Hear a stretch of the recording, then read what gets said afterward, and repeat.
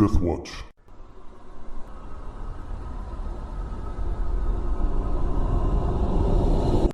Welcome back to The Cradle of the World, a D&D 3.5 campaign by Death Watch Productions.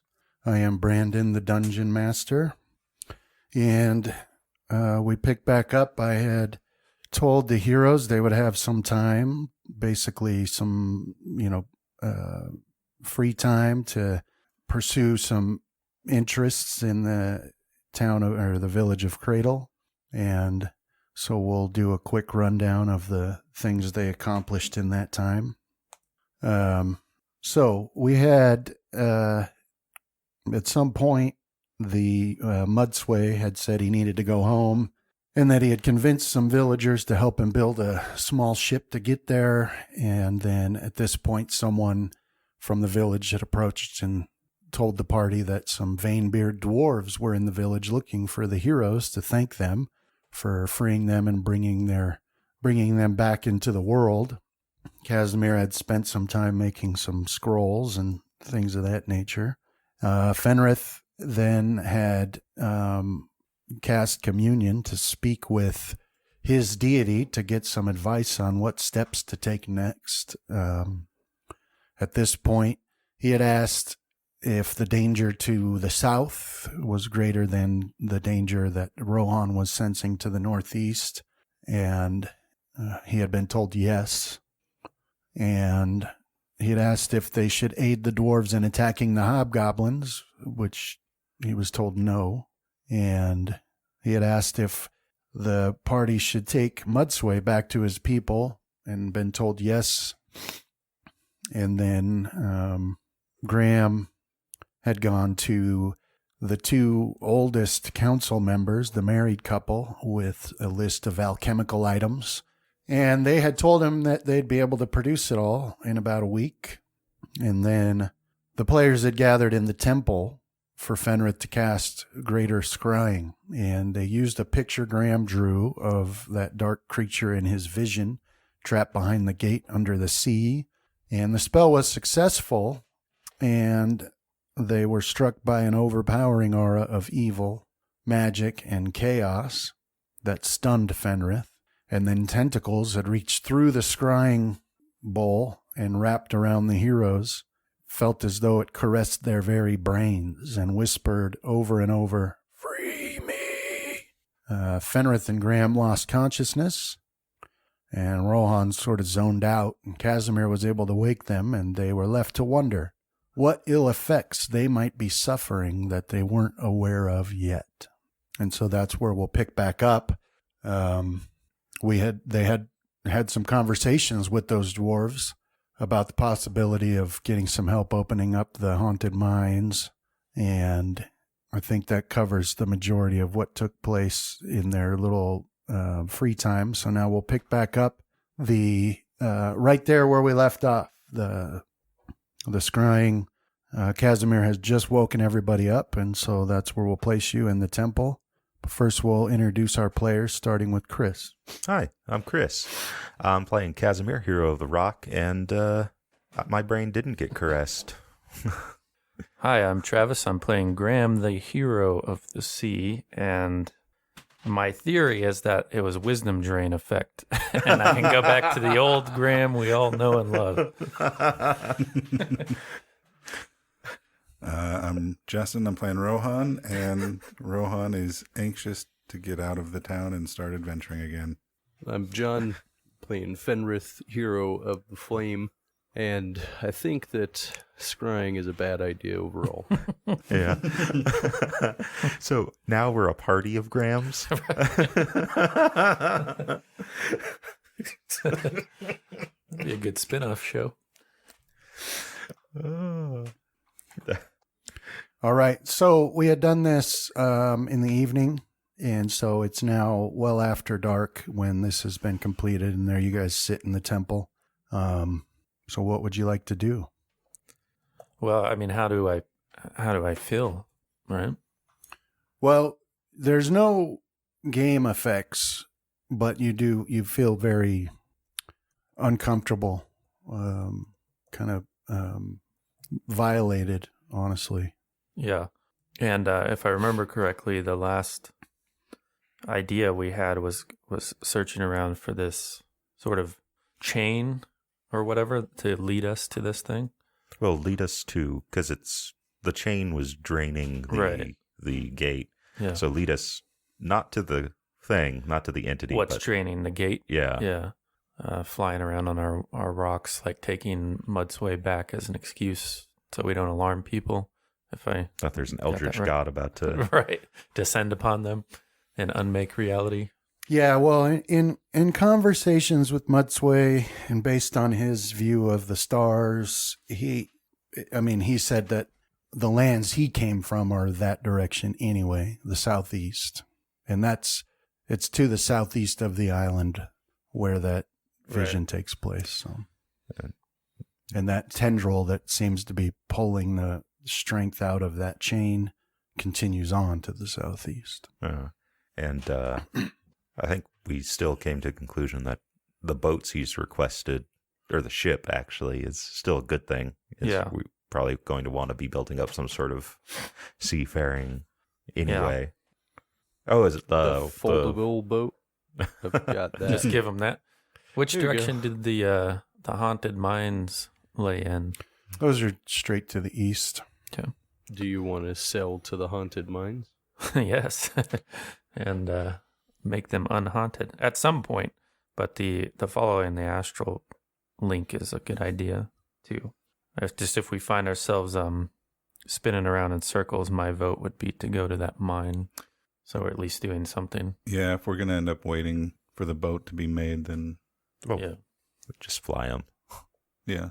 Which is what we probably should do. Or at the very least, two of us should go. So you're saying you would just tell them to continue making the boat while you're gone, but you would just take... Well, yeah, I believe that we need actual sailing ships very soon, most likely, because we're going to start encountering people that are seafaring, and you kind of need ships to combat that. Okay. But didn't we realize that we need to open up the mine so we have enough metal to be able to do all that? Yeah. I believe so too.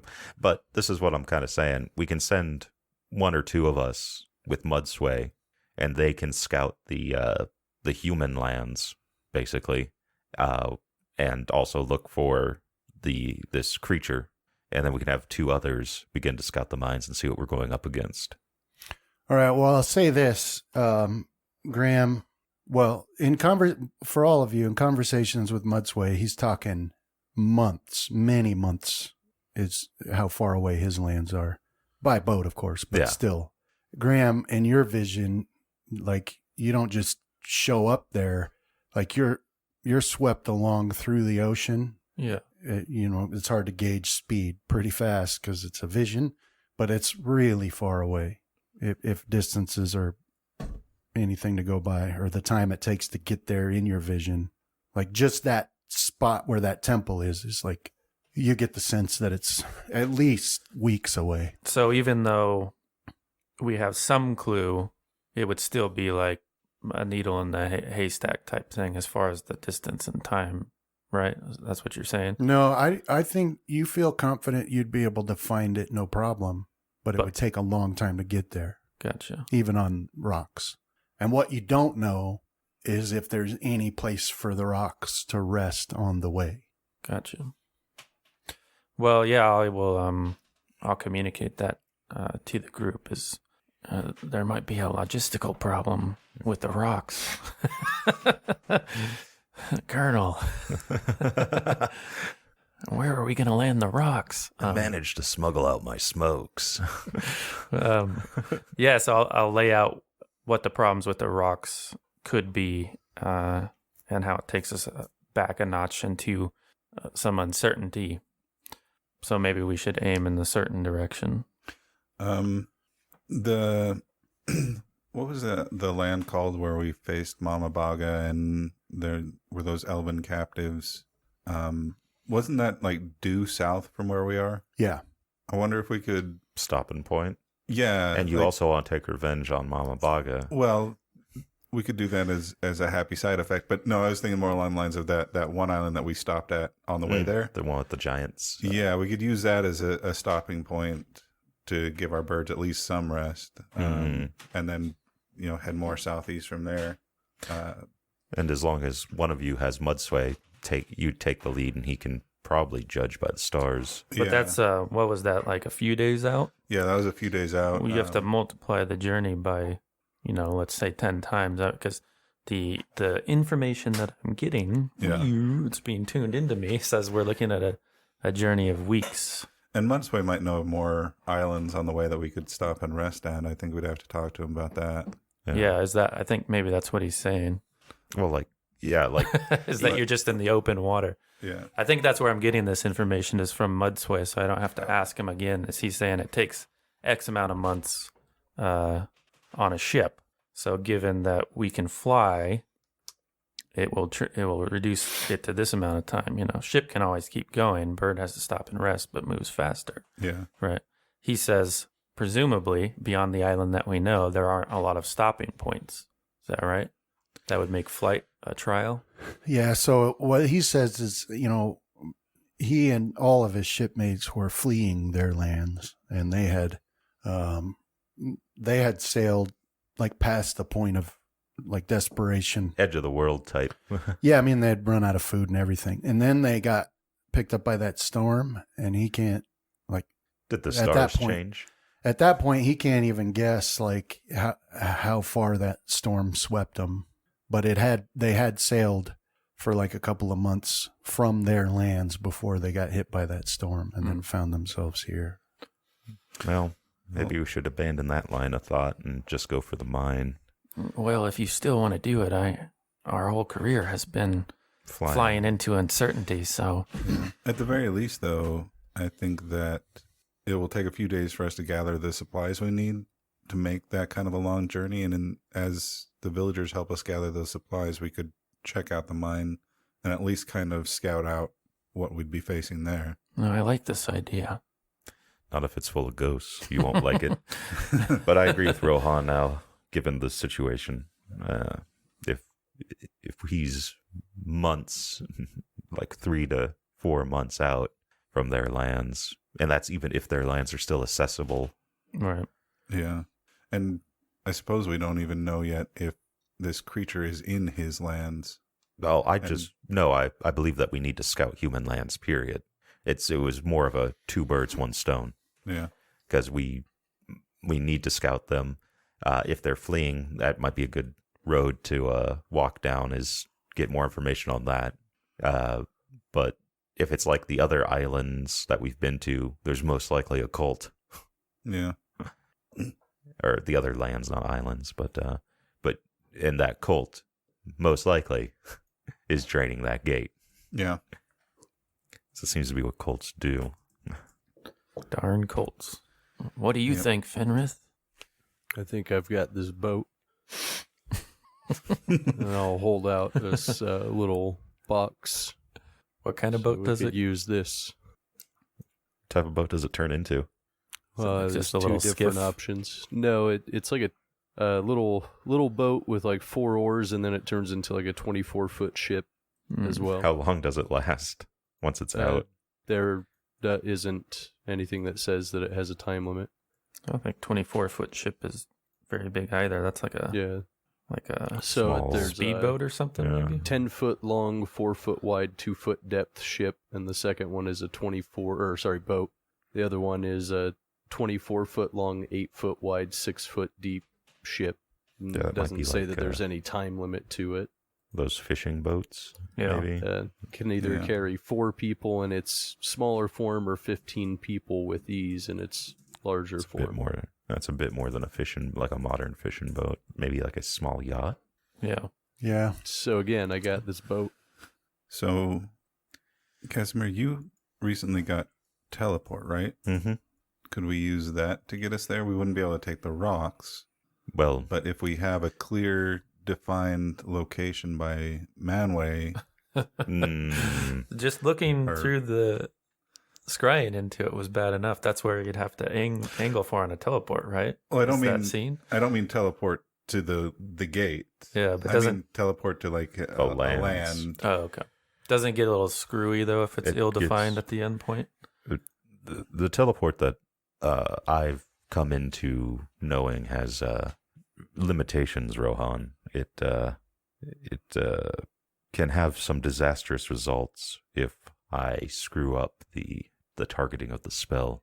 So unless you want to find yourself with your lower torso stuck into a rock, like a boulder, it's probably best that I have a very clear vision of where we're heading. Mhm. And there's a good chance that, given distance, I might not be able to cast or get us even close enough.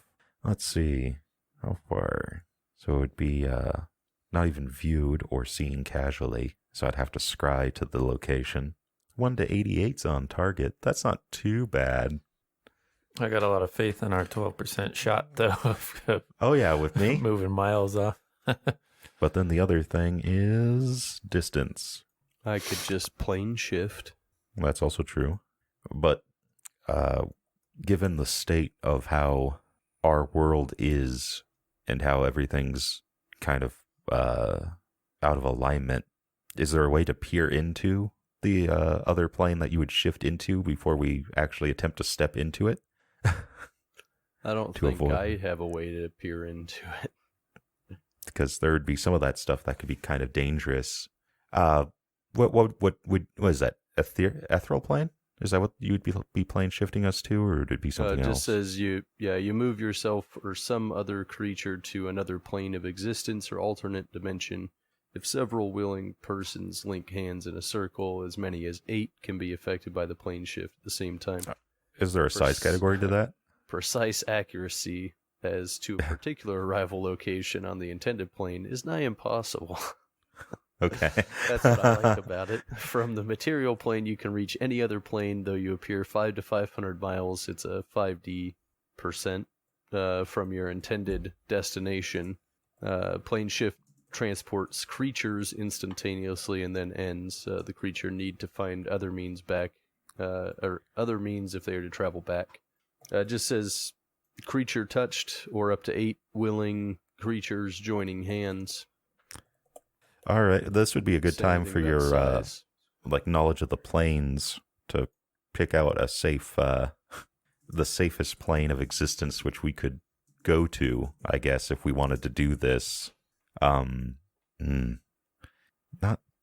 the Forgotten Realms ethereal plane. I want just the planes. That said, I can peer into the ethereal. We know that there are ethereal is it those spiders? Phase spiders? Yeah. Is that what they were? So they were able to at least survive. As what have I read of any planes that probably wouldn't destroy us immediately, Brandon, with that roll? And so, what is your objective? Is to go there through a different plane? Well, Yeah, maybe.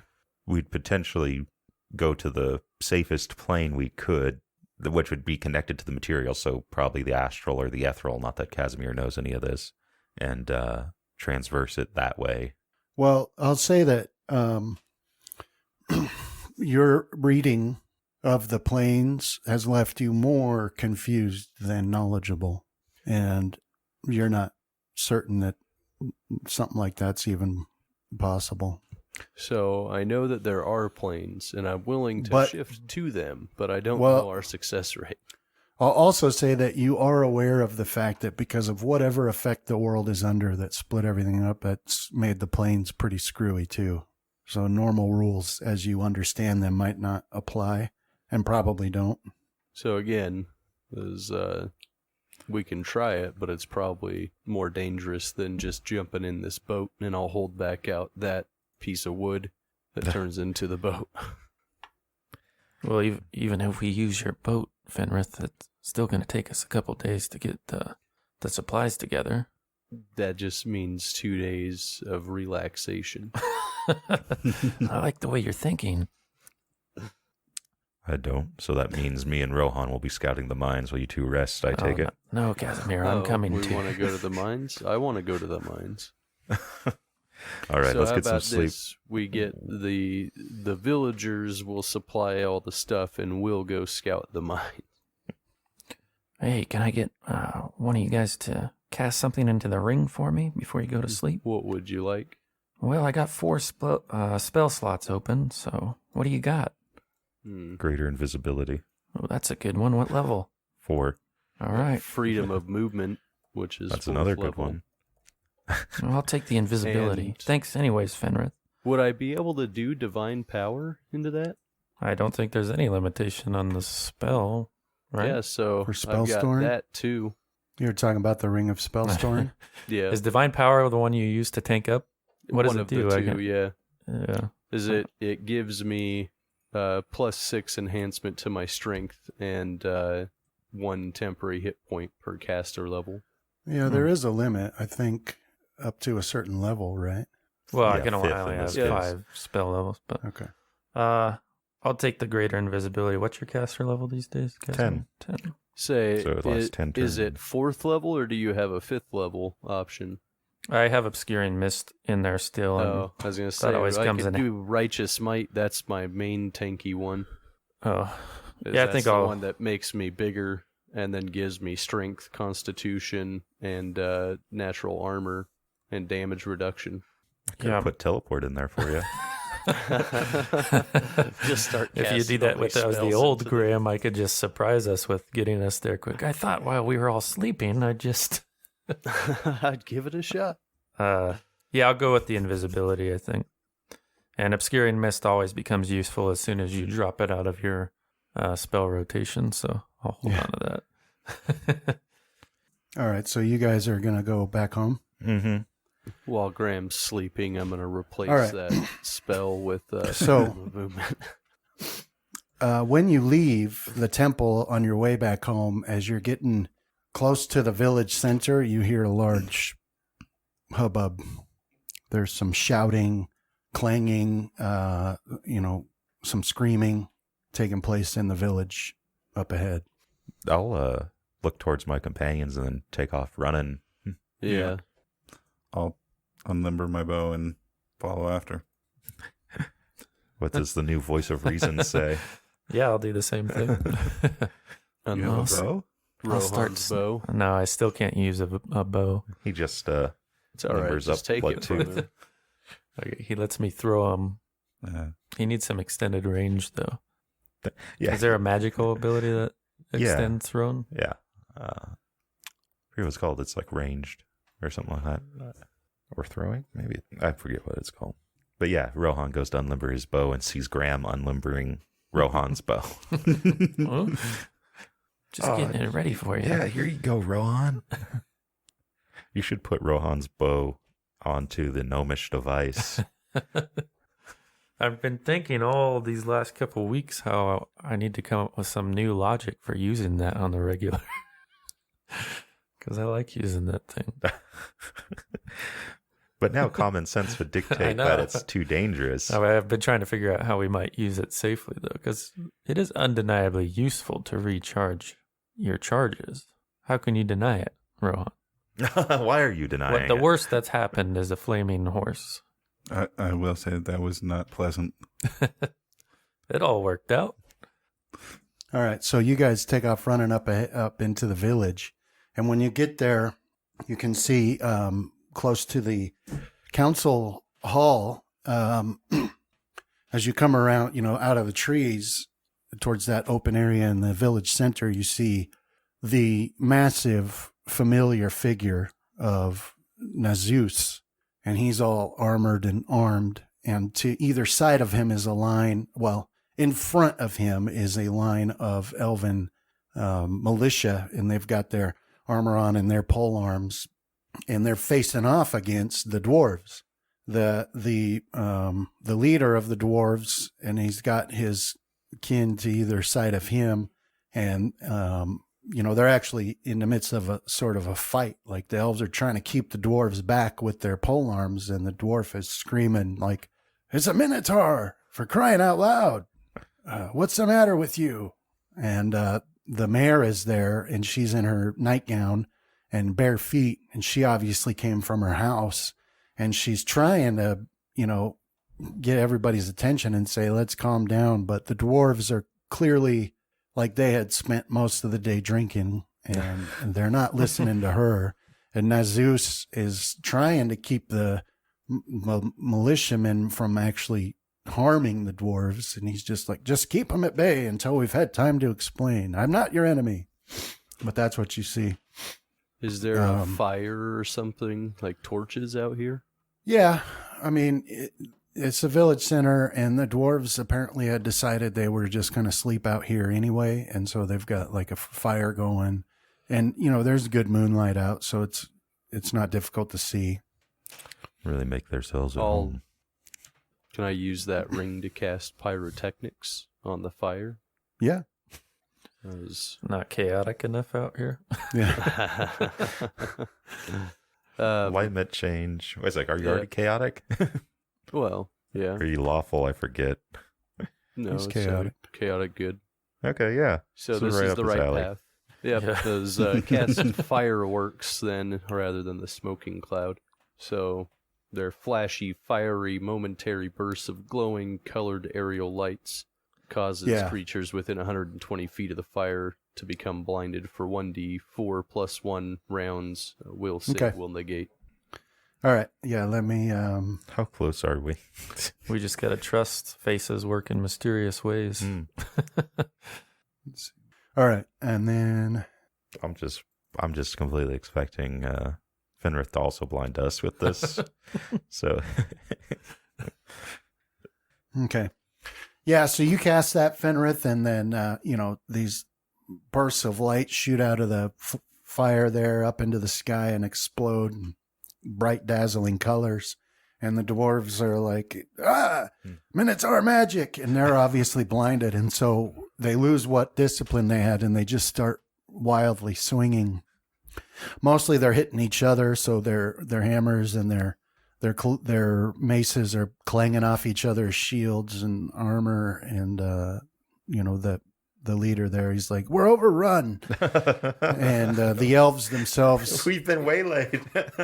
Yeah, the elves, they're blinded too, so they're like, waving their pole arms out in front of them, trying to find something to make contact with and tripping on each other. And Nazus is not blinded, and he's like, everybody get a hold of yourselves.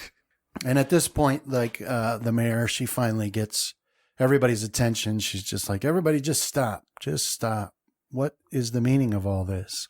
And then so the leader of the dwarves, Vanebeard, he's like, there's that Minotaur in the midst of your village. We're trying to defend you. Everybody knows they're evil to their very core. She's like, no, he's a friend of ours, and he's been very helpful to us. And so she's trying to explain, and a couple of the dwarves, they're still wildly swinging around, but the other ones have tripped and fallen by now, and they're trying to get back to their feet. But the leader is like, he's finally stopped, and so he gets his kin to calm down. He's like, all right, let's talk about this. But he's clearly sending a untrusting glare at Nazus, who for his part is not taking the bait. He's just standing there, implacable, not making any moves. But yeah, they do eventually calm down. And the leader of the dwarves looks to you, Fenrith, when he sees you guys back there. He's like, is this true? Is he a friend? Indeed he is. Indeed he is. Yeah. Fist bump Fenrith. Yeah. You elves keep odd friends, I'll say that. Is all eye him and say, indeed we do. Well, if you give us your word, then we'll believe you, and we'll apologize for overreacting, good Minotaur. As we appreciate the intent to protect the village, as your generosity does not go unnoticed. Yeah, we just thought he was sneaking in. We thought he was up to no good, as all Minotaurs always are. But if you say, probably he's under an elven spell. That makes sense. He's under an elven spell. Yeah, he's really an elf underneath. Just remember that. Well, dwarves are never confused about alignment. That's true. Yeah, so that's, eventually everybody calms themselves down, and the dwarves, they get back down to where they were camped, and, you start passing a clay jug around again. But that leader there, he does offer Nazus to sit with them and share their drink, and so he does, and then the militia goes back on patrol and they head off towards the beach. Graham, Have a go drunken and fight drink out with there. them and make sure they don't get into any more fights. I was thinking that I'm not sure about the Minotaur myself. I think I might sit down and ask to partake. I won't drink nearly as much as to get drunk, but I will take a couple sips. I'll also bust out my tobacco, what remains of it, Okay. and see if they want to smoke. Yeah, they're more than happy to have you sit with them, and they have their own tobacco as well that they offer to share. Oh, yeah. Dwarven tobacco. You know that's strong. Yeah, it's like not technically Takes the tobacco, enamel off your teeth. right? Like you look at it, and I mean that's what they call it, but it's clearly made of some It's just a piece of rock. underground Like a cave moss. fungi of some sort. Dwarven speed. Okay. I feel like mining now. Work in the forge for 12 days. With my face.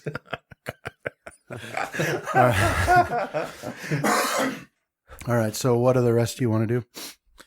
I think I'll head back to the hero house. Okay. Yeah, Ron? I'll go with him. I had been researching wraiths and other ghosts and stuff in our library. What kind of information did I find on what kind of attacks harm them? Did you succeed your search? I thought I did. Yeah. Yeah, I was just gonna look into trying to gather some resources for that. Okay. Or at least start getting people creating them. Right. So you did find enough information to learn that, that those ones that aren't fully on the material plane, they're still weak to like force attacks, Yeah. like a magic missile, that sort of thing. There's some enchantments that can be put on weapons. There's some spells that can temporarily make weapons able to hurt them. I also believe, though we've just confirmed that it's dangerous, I believe plane shift would also work for putting us all into their plane. That's true too. If if you can get to the ethereal plane, then generally, Okay. Is there any kind of mundane effects that might be able to use? I know that we'll probably need quite a bit of like extra light or something like that down there, and yeah, you got your permanent dark vision now, but generally, like people like Fenrith can have some effect on them with their like turn undead, that sort of thing. okay. As far as mundane, yeah. So I guess you could find out that what is it? Like I've got my silver arrows, but if there's any kind of What is the kind of Okay. material that'll? There's like a kind of material to make weapons out of that will. What is it? See if I can find it. see that. Cold iron? Is that what that was? I know that works on demons, yeah. Fey creatures. Silvered is for like lycanthropes. No, okay, so there wasn't a material that'll do it. Yeah, so I don't know if there's any mundane one. Is there any mundane ones anybody can think of? Mundane what? For combating ghosts or various Wraiths undead. or- yeah. Oh, yeah. The incorporeal. Yeah, the best I can remember, it's just standard magic weapons if you don't have like ghost touch or Yeah. something And else, and then it's still like has a 50%. Yeah. Yeah. But there's no like substance. I have a vague memory of it, but maybe it wasn't. Yeah, I think I'm thinking of the alchemical silver that you can treat your weapons with to fight Yeah. vampires and lycanthropes, but Just douse some holy water, but holy water is freaking expensive if that was the case. So So yeah, ghost touch, force effects. me and Fenris' fingers are all like raw and bloodied from grinding. What was it, 5 pounds? I forget how many. No, it was Yeah. 20 pounds or something. It was some crazy 25 yeah, amount. it's like 25 per pounds. casting. Why did the gods need so much silver? I think it's still there though, right? It's permanent once cast. For the What is holy it? water? Your holy water spell, or is it permanent once Yeah. cast? Yeah, Yep. so it's still there. He can still use it for scrying. Yeah. Not that he would want to anytime soon, probably, but No. Why is daylight good against the wraith? I think it stuns him, right? Is that what it is? Just the wraith, or is it? Yeah, it's like them entering into it. It's Mm. like goblins with dark vision. I think it might have some other component. I know it does race. I think it might also affect ghosts. Nope. Graham, you need to steal Fenris' ring of spell storing. Yeah. Then you can cast dark vision and make it permanent on yourself. Nice. Maybe I will. We can pass around the rings, and although I guess I don't necessarily need dark vision anymore. Oh yeah, that's right. You can see. Well, it's what is it? Daredevil vision. Yeah. Well, I'm not seeing anything or thinking of anything. Nope. The only thing I can think of is if you're an AC dependent tank or something like that, then I guess we'll need lots of mage armors prepped up and Shield. shield. I have a wand of magic missiles, so I can contribute. That's yeah. I can prepare a crap ton of magic missile. And then I got 50% mischance on my non-sneak attacking daggers, so Is my probably heal and do magic missiles. if I hit with my trident, what is my element? Is it force? Would that still do full damage in theory, or is it actually a different element and that's just what you put it down as? Yeah, that's just what I could put it down because they didn't Okay. have one for Earth. Well, I think they technically do. It just overlaps with Justin's, because I believe lightning is technically Earth in D&D. Well, It's one of those weird ones because actually, Shock. was it you have two versions of let me look at your. acid. One's water and the other's air Yeah. because one's gaseous. Yeah. Hang on, let me look. All right. So I What- guess Weren't there treatments?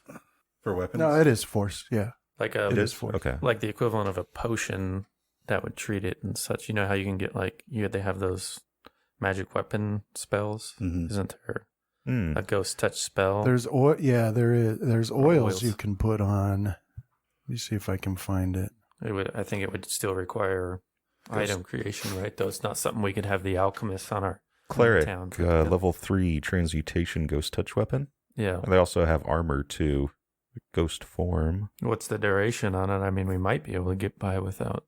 It's 1 minute per rounds. level. Oh, is it rounds or minutes? We got different answers. Ghost touch weapon is 1 minute /level. I don't know if it does the same thing. I'm reading it still. And so 14 minutes if it came from. Yeah, ghost touch weapon makes a weapon magically capable of dealing damage normally to 'Cause I've incorporeal also got creatures, spiritual weapon, which is force. Yeah. Yeah. which is force. 'Cause that one is rounds though. So one of the things that I'll do for the rest of the day is use up the last spell slot that I have for writing in my spell book for right now to get magic missile. Okay. I will scoff at your general direction that you didn't have. Magic missile already. Hey, I've only got 7 spells. I'm only level 3. And I've only had 7 days to... Actually, I still need to make a spellcraft check to see if I even can. And then there's ghost touch armor, which is 1 minute a level as well, and it allows you to defend normally Yeah, I got it. against ghosts. And that one is level 2 cleric or sorcerer. So me and John can prepare that, even though it has some manic components, so it's going to fail whenever I cast it.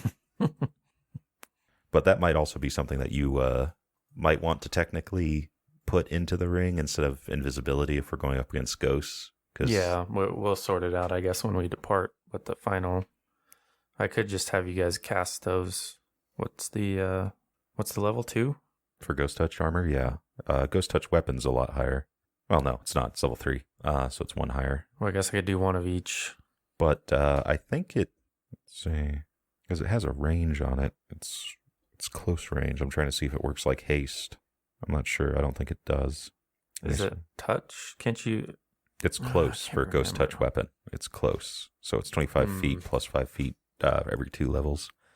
I think it's just so that way you can make a weapon at a distance ghost touch.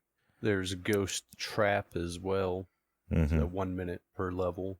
As energy ripples outwards from you, rendering solid the insubstantial. Zon, as you are surrounded by a field of energy that negates incorporality. That sounds like a Radius good of the one. field is 5 feet per caster level. All incorporeal creatures in this field become corporeal. Creatures cannot turn ethereal while in this area, and ethereal creatures cannot enter or affect the plane. This spell was cast in while in this field, although I don't have those in my spell list for some reason. Oh, man, we can't be tripped. So, and then we could have See Invisibility, which is a level 2 sorcerer spell. I'm trying to see if I think it doesn't have it just has a standard duration, so it's not concentration. And that allows you to see into the ethereal as well. You can't affect it, but you can see into it. Spell does not. So that'd be a good one to have. All right. I could make it permanent on myself. Yeah, it looks like there are quite a few undead that have damage reduction silver that are outside of the normal ones, like the Nightwalker. That's a challenge. That's a pretty powerful one. Nightcrawlers, Aren't most of those other mummies, ones negated or no. by magical weapons, though? I forget the rules on that. Well, it's Oh, weird because yeah. it says silver and magic. Okay, so it's the and that's doing it. Yeah, I think it requires both to overcome it if it's the and. Well, let's look it up. Nightwing. Because I did think it had to be the specific one, except that, like fire, like whatever type of damage fire Yeah. would overcome no matter what it was, cold, that sort of stuff. But I guess I'll read through it here. They take normal damage from energy attacks, so we know that one. Yeah. Spells, spell-like abilities, and supernatural abilities. I haven't seen weapons yet. It does say if they're not made from the right material, but they have an enhancement bonus, so they're magic. It's still halved. So if you have a magic but not silver, then Okay. it would still be halved, or not halved, but Reduced. Reduced. Yeah. All right. That makes more sense because I remember seeing that and being like, what's the point of even having this additional Silver, thing? yeah. Like, I figured maybe it was for like low magic campaigns where you could still have a silver bullet essentially against a werewolf. So if we can't do the silver thing, then if we all have, fire-based or whatever, Yeah. should do good too. And I got a few fireballs I can lob now. Oh, dear God, no. No, his wisdom's up. His wisdom's up. We're good. You'll expect it, but it won't But happen. is his willpower up? Yeah. Yeah. By definition. 2 points on the whatchamacallit. So I am a rogue, though, which means my willpower is, I think, like a +4 is their willpower. You just need to get slippery mind, and Right. then you can use your dex. All right, so let's prepare. So we need lots of force stuff. Force stuff and energy attacks, which I think we already had taken care of with between all our weapons. And So that would be kind of how, like, if you hit them with your weapon, I guess that extra energy die roll Yeah. would get the full amount. Yeah. yeah, but his arrow wouldn't unless it was silvered. And Well, I do have some silver arrows that I can use. yeah, So, okay. And with my quiver, I pretty much have an unlimited number since they return to the quiver after firing. I'm really wondering if I should wake up in the morning and make see invisibility permanent. Yeah, I'll need something for Emporio. I imagine mine works more like a blind sense or something, because I'm looking in like basically the arteries, and I doubt Emporio. Yeah. Mm. Yes, please. All right. Well, we can put see invisibility into your ring. Okay. And because it's personal, so I can't cast it on you. Right. No. Thank you. For 3 Diet Cokes on day. Man, mage armor's gonna, or magic missile's gonna cut into my shields. Yeah. And get rid of shocking grasp, though. Magic missile. All right. Undead traits. No constitution score. Dark vision to 60 feet. Immunity to all mind-affecting effects.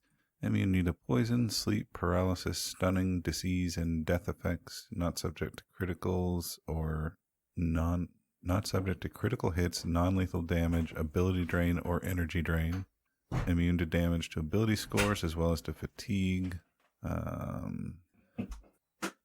Immunity to any effects that require a fortitude save. Illusions? It probably is colder than my fridge. Yeah. Not affected by raised dead or reincarnate. It doesn't say illusion. Mind affecting. Yeah, I guess I would probably fall under mind affecting. I'm trying to figure out if it would, because mind affecting might mean like charm. It specifically states it says immunity to all mind affecting effects, charms, compulsion, phantasms, patterns, and morale effects. So it doesn't necessarily state illusions. Because there are illusions that aren't mind affecting, right? Yeah. Because they're like They're actually projecting an image. So I'm trying to figure out if I should just drop mirror image. Blink isn't going to work against them because blink takes you into the ethereal plane. Yeah, they exist in both. Blindness, deafness isn't going to work on them. All right, well, there's one way to find out, and we'll put the mirror image in. One thing it does not specifically state that I thought was just part of undead was that positive energy hurts them, like healing effects. What about it? It doesn't specifically state I think it's that. in the... Is it in the spell description? Yeah. Undead type. Is it in the spell? I thought it did say in the undead type, but you're right. I mean, It could also just be in the lay on hands, because I know it's a touch attack for lay on hands. Let's see. It should be in like the cure light wounds or one of the cure. But I mean, they're literally negative energy. They're the Yeah. rope trick, because we don't know how it long. does specifically say that negative energy heals them. I'm looking for the opposite, though. Yeah, I mean, that is going back to the beginning. The problem we had with this is the spell it says it in cure light wounds. It specifically says, since undead are powered by negative energy, this spell deals damage to them instead of curing their wounds. An undead creature can apply spell resistance and can attempt a will save to take half damage. Oh, man. All right, Justin. So, Fireball. Welcome back. Dispel magic or a third flaming arrow. I'm honestly going to say the flaming arrow, most likely. Maybe Dispel magic to back up John, but Fireball would probably be the least damaging output I could do that way. yeah, I'd almost go with the Dispel magic. All right. Because I do have I always have at least the lightning damage. If we go up against something that has a fire weakness, then that would be nice. But I have some spells I can use in that case. They're not powerful spells, but yeah, I've got some cure spells I can use on them. I think I can. Can I have 2 mnemonic enhancers going? A couple of magic missiles. I guess I have the cure critical wounds. I could use on them. Yeah. Okay. So, you guys are doing all this research and preparations when you get back and then be going to bed. Casimir, are you staying out with the dwarves? No, mainly I wanted to kind of sit and get to, like, maybe ease tensions, have a couple sips here or there, maybe act like I'm more drunk than I am, or not act, but, get caught up in the revelry, which Casimir has a hard time doing anyway. Okay. But I mainly wanted to get kind of a situation report from Nazus on some stuff. Okay. Like his various scouting, and if he's come in contact with any oddities of the mines or anything like that. Okay.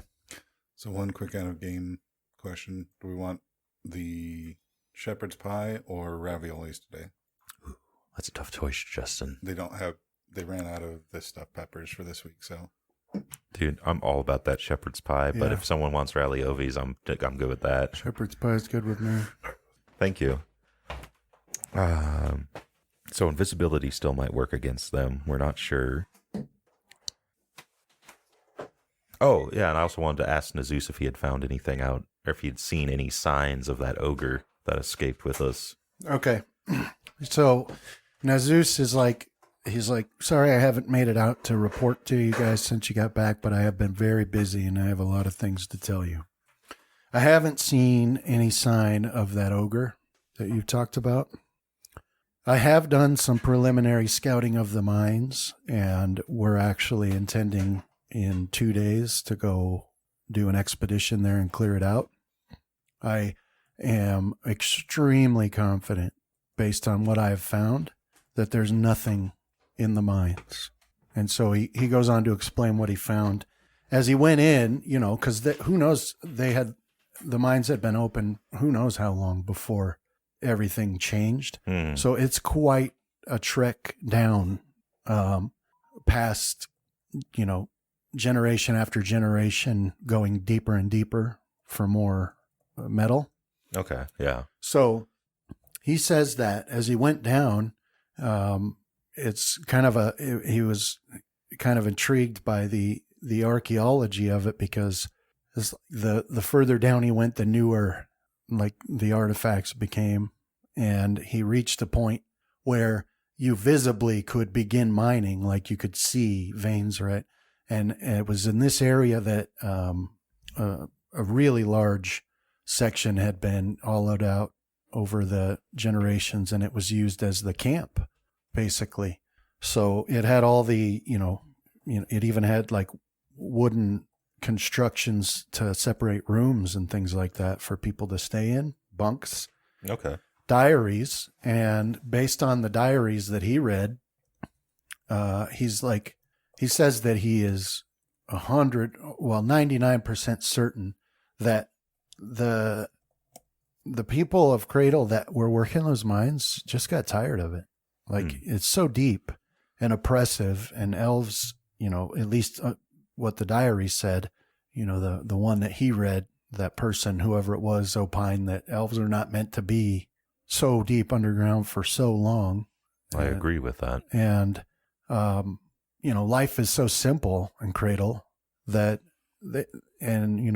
there were plenty of, at that point, there had been plenty of metal mined and created, and they didn't need more. They didn't think, and they just got tired of it. So they all agreed, we're just going to quit and tell everybody there's ghosts down here. I mean, that's written in the diary from the guy who Nazus assumes must have been the foreman back then.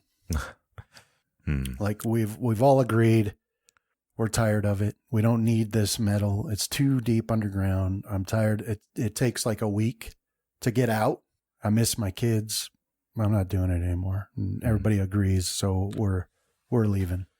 So he says, based on all that, and as he went down and down and he reached that point, he saw no signs whatsoever of anything dangerous.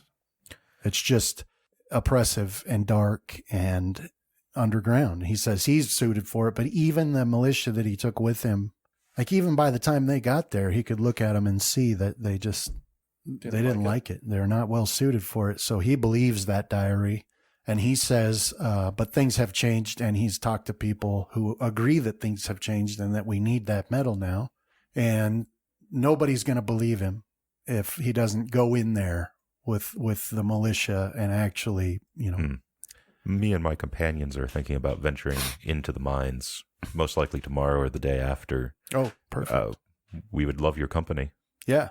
Or would you allow us to accompany you, perhaps? Well, if you're going to go, then I don't need to. I have other things. And that's the other thing he wanted to talk to you about, was that Rohan had found some homes out in the forest that were empty. And there was clear sign of, something terrible happening there. And so he says, those are vampires. I'm certain of it. And I'm going to go track them down and see where they're. We encountered one in the, was it the Dwarven Ruins underground? Yeah, that is very, very important for sure. Well, based on what I've seen and the incredibly high rolls I get as a GM character, I'm certain that they're vampires that took those people, and they need to be tracked down to their lair and eradicated. And that is the sort of job I just love. All right. So if you want to go check the mines, then I can go start on that project. Yes, sounds like a plan. I'll go inform my companions that most likely there's nothing. Well, it changed, is what he said, right? So most likely any of the spirits are new. Yeah, I mean, he didn't see any. Yeah, I'll stand up and I'll thank him and the dwarves for their... Okay, make a fortitude save. Oh, shit. Dwarven drink.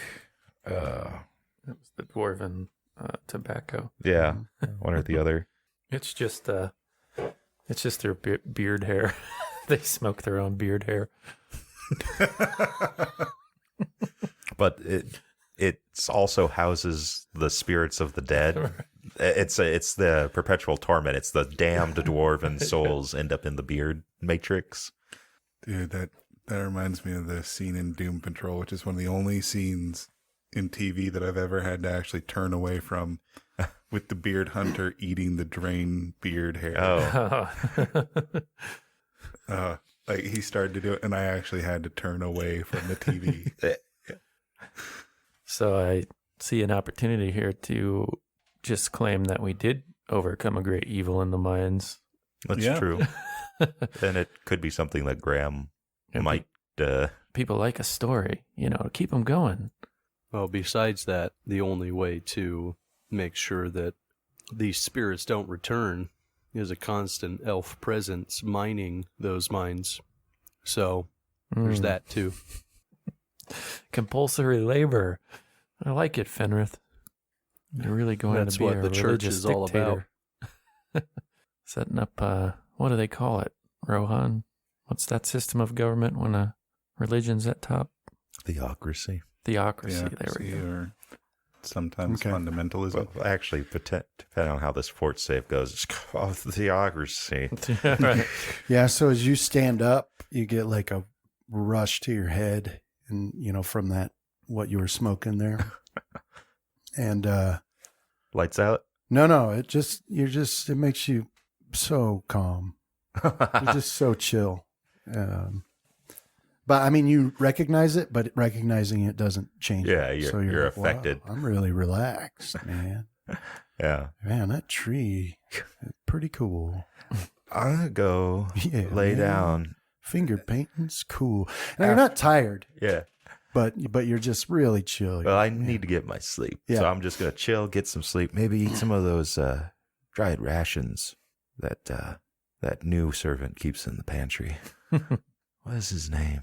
You remember his name? Not here, Graham. No, I don't. All right, and then so you're gonna head back to the home. Yeah, I'll kind of just take a leisurely walk, Is look that- at everything. Is that where you're going, Fenrith? Back to the home of the Yeah, heroes? I went back with Graham. Okay. All right, Graham, Fenrith, Rohan, make a listen check for me in the tower. Oh man, am I going to be stoned and waylaid at some point?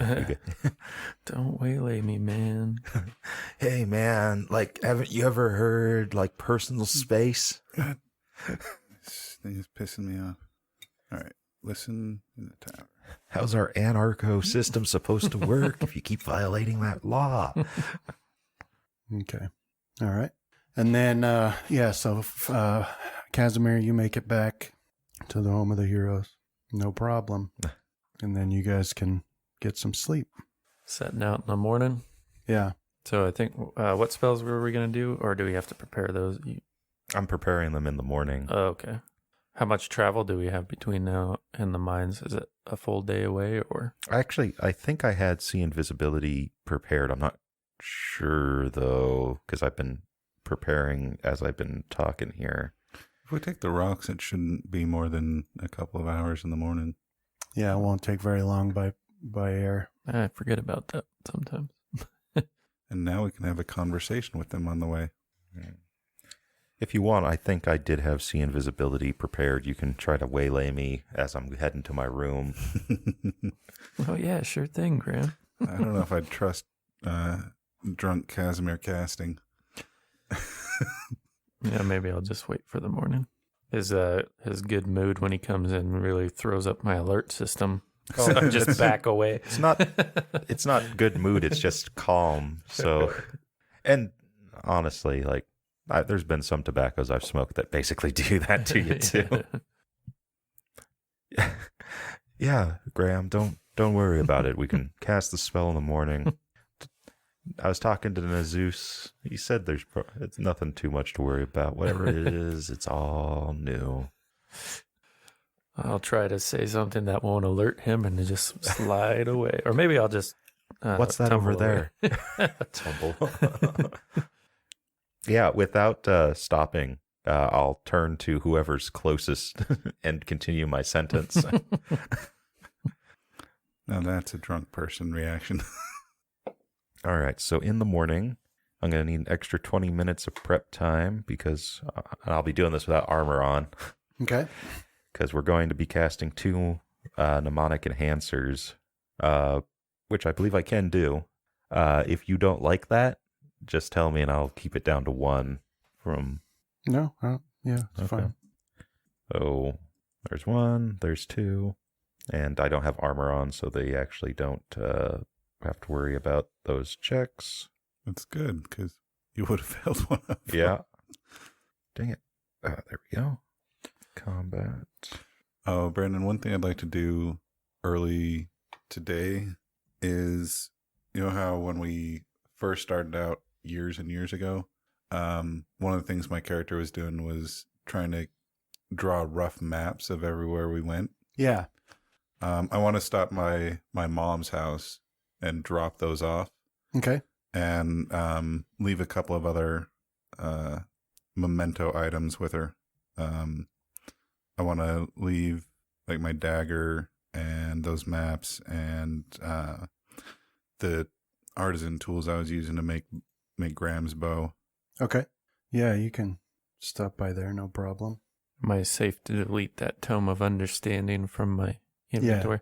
And also, was I able to get all or some of those items I requested from the alchemist and the blacksmith? Yeah, yes, you were. Yeah. Okay, so I have...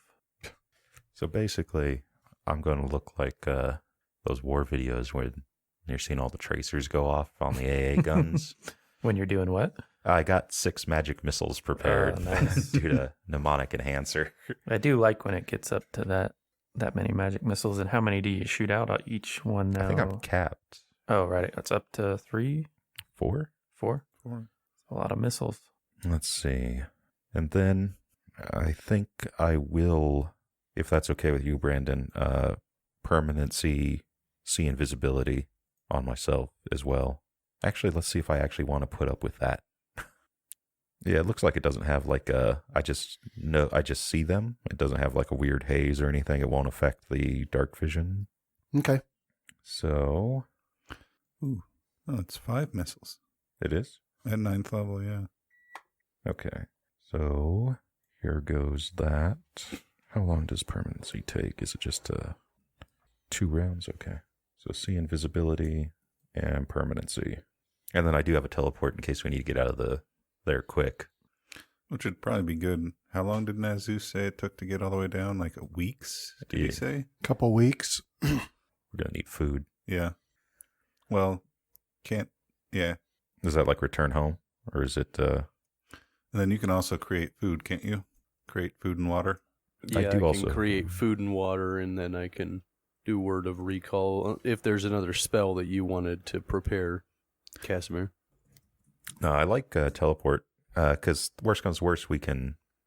Like, where does do you designate a site to return home to, or... Yeah. And we can use teleport like escape then.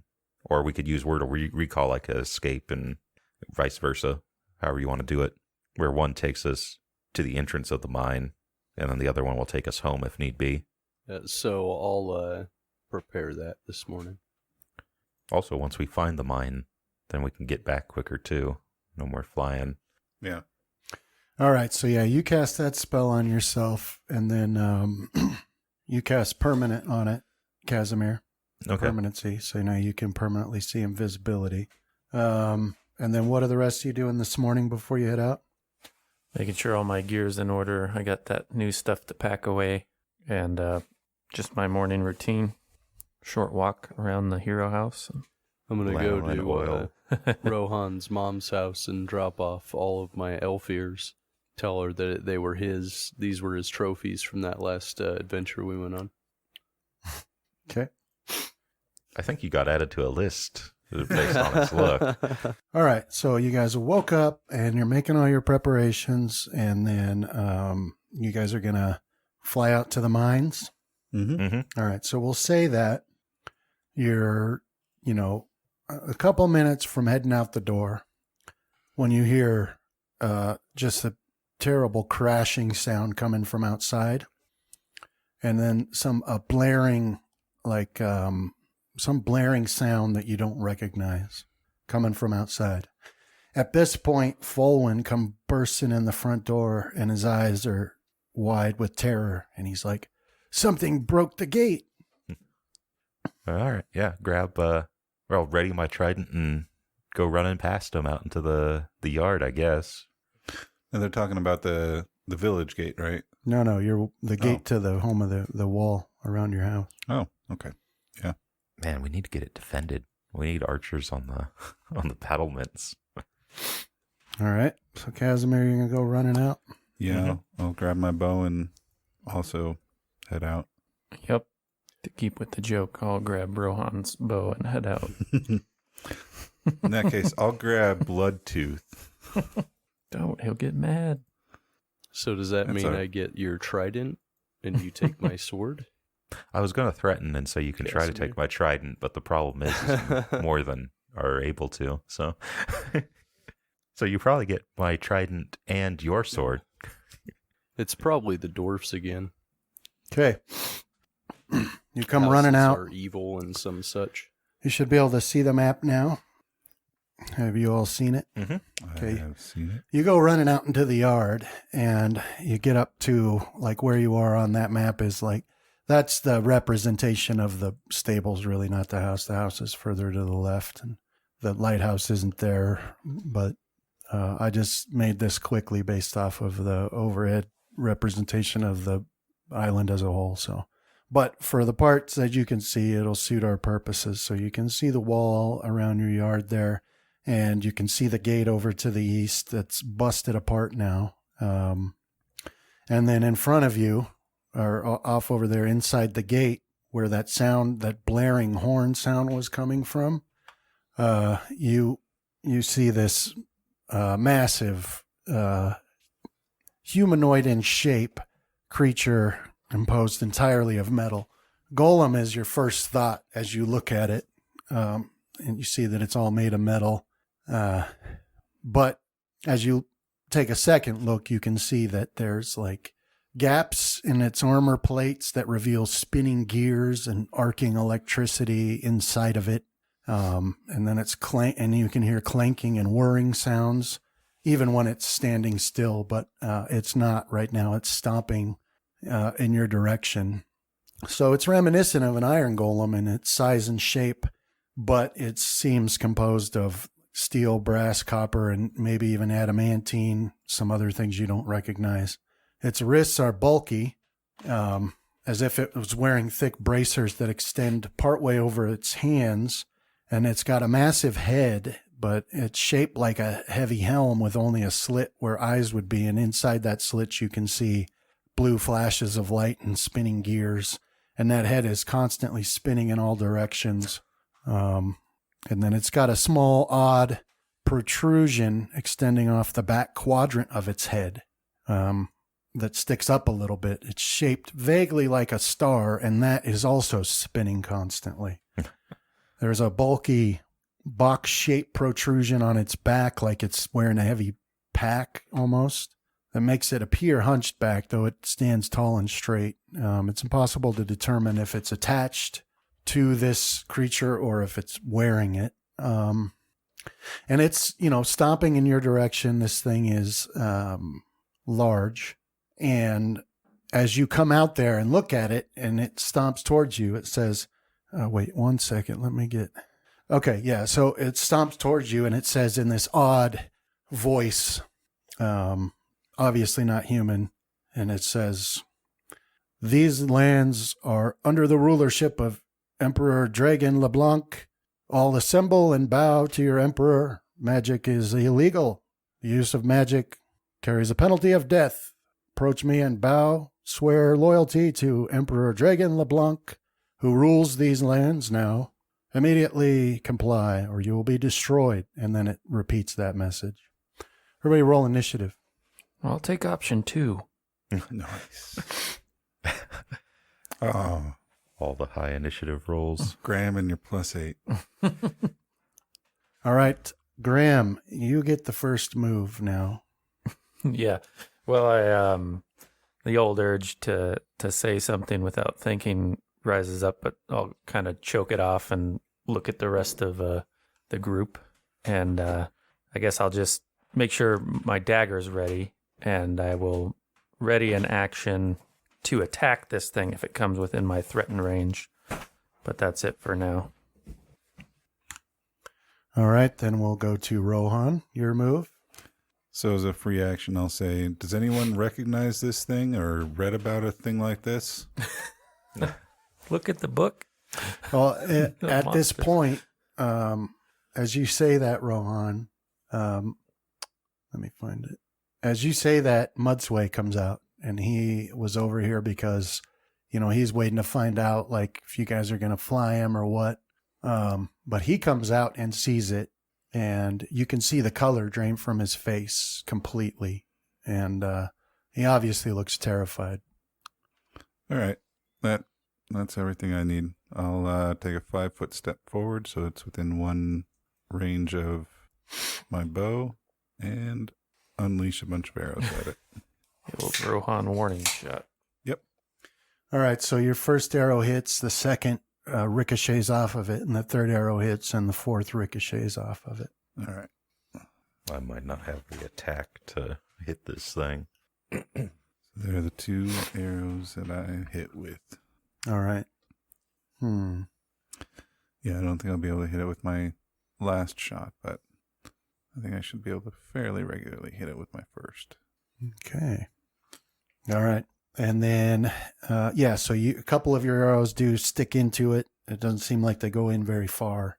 But anything else for you, Rohan? Nope. All right. Casimir. Well, no reason to say anything because Rohan's already taken care of that. I'll double move to there Okay. and ready my trident. I forget, what is defensively? Is it part of an attack action, or is it just If you want to do total defense, it's your standard. If you want to add it, it's part of an attack. All right, so yeah, I won't do any of that. I'm done. I'm going to get splatted. All right. Yeah, this looks different through the eyes of wise Graham now. I'm just like, wait, what are we doing? Shouldn't we have talked?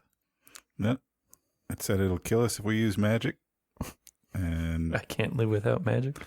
I'm hooked. Well, no, yeah, we know how despondent Fenrith gets when he's nauseous. That's what it would appear to us, though, is like his god isn't dead or dying, and he's not distraught over that. He's distraught over the fact that when he prays, he doesn't get magic.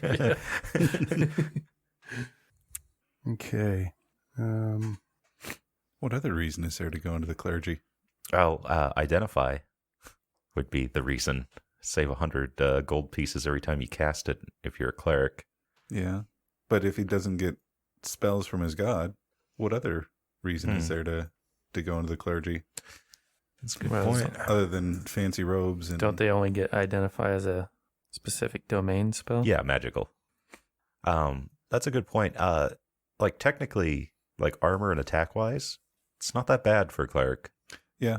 Same with a paladin. The bonus feats are bad, but if you're someone who's religiously inclined, even if you're not getting miracles, I mean, you can't really do too much worse than a cleric. Yeah. But still, All a right. fighter So you would be see more. Mudsway. He goes taking off at high speed up towards the northern wall there, but generally in the direction of that. And he's like, "We are doomed." Yeah. Fenrith, that brings us to you. All right, I will cast Righteous Might on myself. Okay. All right. So that takes effect on you. Righteous Might. And that's the one that makes you bigger. Yeah, and then I'll move once. Okay. Yeah. So you grow in size then and start towering over your companions, and you can stomp forward. Anything else for you? No, that's it for this turn. Okay. So this construct here, it says hostility detected, magic use detected. Does that mean it's going to go right past me towards Eradication protocols engaged. So then it raises its arm. It raises its arm and points at Fenrith, and then The most magical at the moment. it all you see is like this bright red beam appear from its hand, and it fires straight towards Fenrith. disintegrate? To hit? And A fort this save? no, there's no need. This beam slams into you, Fenrith, right into your chest, and we'll do 36 damage to you. And Okay, avoid the beam. Fired its laser. it stomps up over here to you, or it stops here, Casimir. But because it's just moving regularly, it would provoke an attack from you. Okay. Yeah, I'll take a swipe at it. Shove that trident up his gears. Nope. Yeah, I mean, so you hit it. It just Screech of metal. yeah, basically you get a spark and it deflects off of it. Wait a second. No, never mind. That's a hit.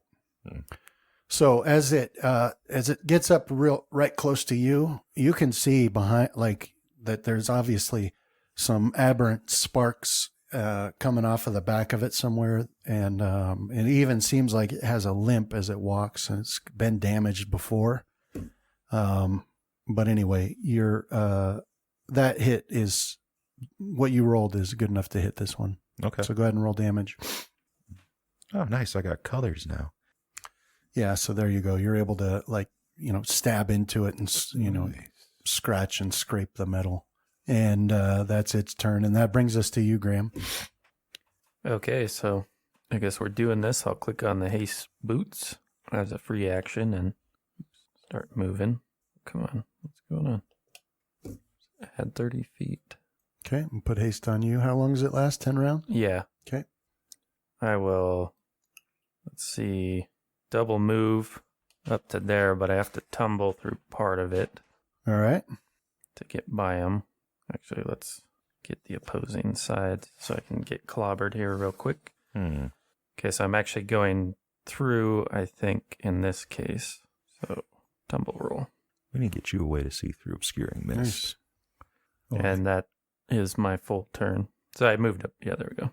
Okay. So that way we could cast around creatures that use range like this, prevent them from shooting outside, and you can shoot in, no problem. All right, Rohan, that brings us to you. Why did it do that? All right, so I'm going to take a 5-foot step kind of to the side to clear my line of fire. Since Fenrir's big butt was now in my way. And tell Graham to be careful, as You could probably walk under his legs. What was it? You're like 5-something? yeah, but still firing up at this thing, I'd have to fire right through his butt. Not that you have to. You just that's how it's going to go down. Yeah. So yeah, All right, so you got 3 hits there and 1 miss. 1 deflects off and right into Casimir's eye. Ah, dang it, Kills Rohan. hey, that's the danger you running up. So 1, 2, 3, decent damage. All right, so yeah, 3 arrows stick into him, but you can tell that they're not doing as much damage as normally it would. It's got some resistances or something is making so the arrows are like when they penetrate, they're barely sticking in, but it is damage. Okay. Not as much as it ought to be under normal circumstances. Okay, so that's you. Anything else for you, Rohan? No, that'll be my turn. Okay, and that'll bring us to Casimir. Your turn. Okay. Oh, yeah, that's right. I had an attack opportunity. I was like, yeah. I'll full attack. I'll -5 from it and add it to my defense. Don't forget to add your flanking bonus, too. So I'll -5, but only 3 of it will count. Okay. If this thing can be flanked, that is. Yes. Okay. And then I'll full attack. All right, both of those are a hit. Okay. First one, second one. Ouch. And that's my turn. Yeah, so you're When you stab and slash into this thing, Casimir, after watching Rohan's arrows, you're surprised to see that your trident's not having any problems doing damage to this thing. It just slices right through. So, which, because of the adamantine of your trident. And then... Gonna have to switch to your dagger, Rohan. Yeah. Or my 2 magic missiles. So Mudsway, he keeps going on this circular path towards it, and you can see his hand flash out, and something bright and shiny. He throws something bright and shiny through the air. All right, take your bets. Chakram or Ninja Star? Glow stick. Oh, okay. He's a raver. Yeah. It's was it like cyber goth clothing is what his actual armor is? Yeah. You just hear this bass sound coming over your left shoulder. No, I mean, you can see it stick right into its arm, like right in front of you, and it's like a star-shaped throwing knife. And it sticks into the arm, like just enough to stay there for a split second and then fall. And you see it disappear before it hits the ground. But that's his move. And then Fenrith, that'll bring us to you. All right, I'll cast Divine Power on myself. I'm going to wonder if he also has an insatiable bloodlust, because I'm going to link it to the returning is what causes Graham to... All right, so you cast Divine Power on you, and you can feel the strength of Coralon surging through you. Anything else for your turn? All right, and then I'll move again. Okay. Behemoths. Clear my line of fire. Clear my line of fire. You don't have a mischance anymore, Justin. All right, So as he's tromping along, arrows are literally flying right by his head and underneath his right arms. by my naked buttocks. Exposed, you wear chaps. I was Full sleeping. plate with... I'm as all completely clerics. nude. All right, so it All clerics are nude in the bed. this thing says you are violating Emperor's law. Stop, criminal scum. The sentence is death. You will be destroyed. And it takes a I kind of like this Come guy. try it. Yeah. 5-foot step back here. And then it raises its hand again and points at you, Fenrith. But actually this time both hands. And each one fires a beam at you. But one of them hits, the other one goes wide. And Our house. that one deals 35 damage to you. It Okay. didn't destroy our house, it just destroyed the light tower. It's fine. Yeah. Graham. All right, so Graham, here you are behind this thing, sort of, and you're looking at it, and you know that these are the sorts of things that you can't Right.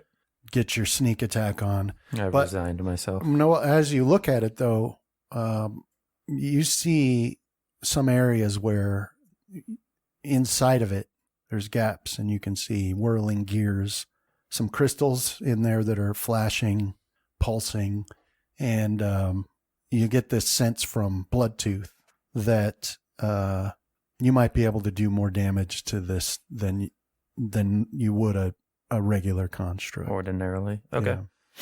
Well, I'll 5 foot up and try to unleash a flurry of attacks, a full attack, fighting defensively. Let me apply that first. Make sure you don't get any of like your long flowing bandana or cape or Cutting shirt. the gears. Yeah. Right.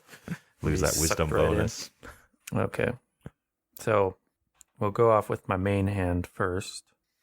All right, so you start, stabbing, slashing, and a couple of your attacks definitely just glance off of the thick metal, but one of them definitely hits the sweet spot in there, stabs deep enough to get one of those pulsing crystals, Nice. and you hear a pop, like a rock bursting in a fire maybe. And so, yeah, you can roll your critical damage on that. All right, let me do my offhand here too. The other 2 attacks. No luck. Well, one of them hit. Okay. So 2 hits I got then. There's the damage part. I don't know why it didn't critical. Was it sneak attack that you're referring to, or just critical? Either, both. Oh, because the type probably wouldn't allow it normally, right? Yeah. So you're just gonna have to like roll critical damage, and I'll apply it to its hit points. Okay. See if I can. Or wait, so you roll? Yeah. See if I can force it. So there's a critical roll if you want that one instead. Yeah, that'll work. And let's see. I guess that was the first attack. All right, so the sneak attack goes through. Hang on one second. Yeah, it does. Okay, so what I'd like is, well, I guess it's going to do this sneak attack, but I also have the staggering strike now. So anytime I hit the sneak attack, for 1 round, the enemy acts like they're staggered. That's when you're at 0 hit points, so you can take 1 action on your next round, right? Okay. Unless... Would that be considered like not a death effect, but something close to that? Like a stun effect. I'll say that's not going to work on this. Okay. All right, so let me get your sneak attack damage. I like these kinds of constructs. All right, so that was a total of 30, 41, and it took 11, so I need to add 30. Okay. And that's it for me. Yeah, so you get back there and you just start stabbing and slashing, and you can you pop some of those crystals. You see some wires get sliced through, and it staggers even, like its balance starts to seems like it's about to fail. It manages to right itself, but you do some serious damage to it for sure. All right, and then Rohan, that brings us to you. Yeah, once again, kind of sidestep a little bit to get a clear line of fire and unleash a volley of arrows at it. Does that critical? No, you can't critical. Okay. All right, so I hit once or twice there. 2 hits. Okay.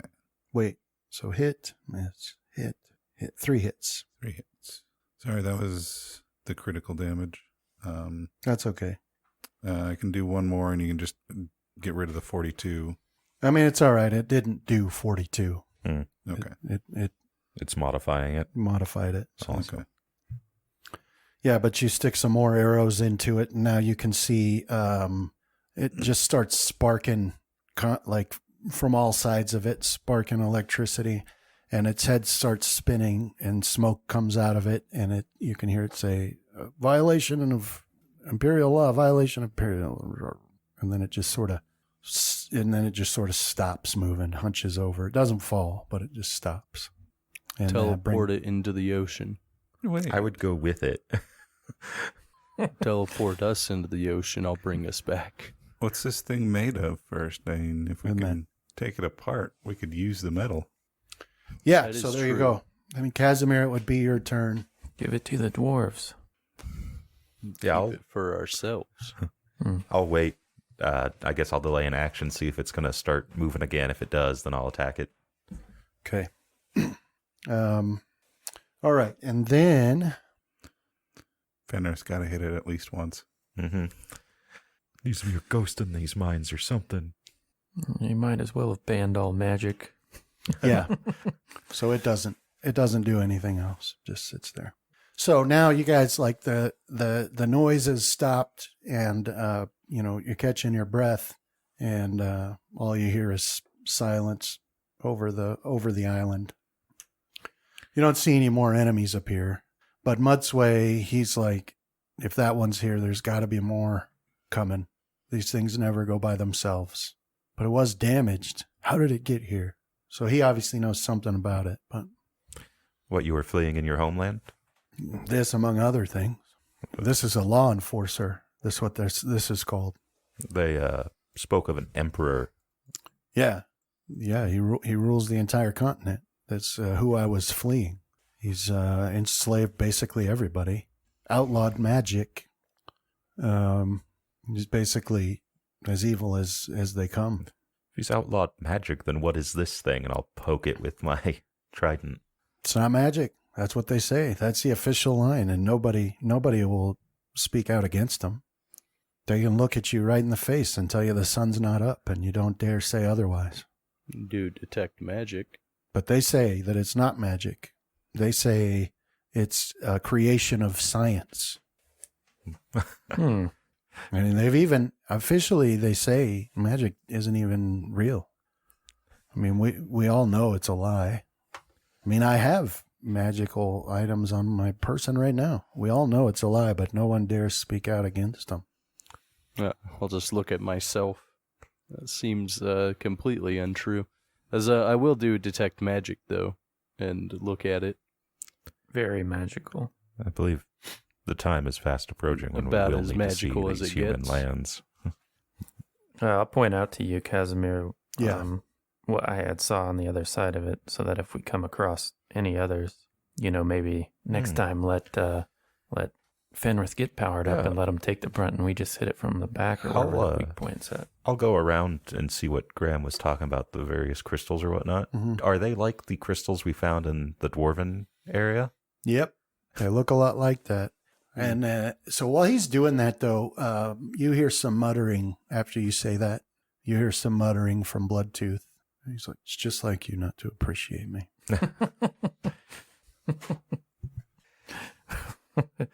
What are you talking So about now, are we going to Bloodtooth? go kill an emperor?